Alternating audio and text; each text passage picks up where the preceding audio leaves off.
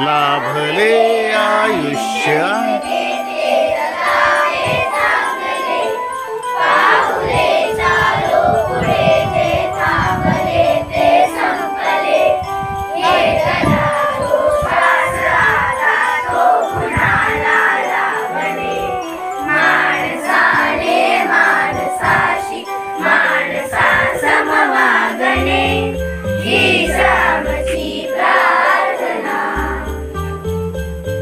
भारत माता की वंदे वंदे वंदे। बोला मॅडम। शिक्षण सप्ताह या कार्यक्रमाअंतर्गत आमच्या या कार्यक्रमात आज उपस्थित झालेले माननीय माजी सरपंच छत्रपतीजी सर्व गावकरी, लहान मुले, गावातील मुले तसेच माझे सर्व विद्यार्थी विद्यार्थिनी आणि माझे सगळे सहकारी, आज शिक्षण सप्ताहाचा शेवटचा दिवस, त्याच्यामध्ये शिक्षणाचा प्रसार आणि समाज शिक्षण हा त्यामागचा उद्देश होता।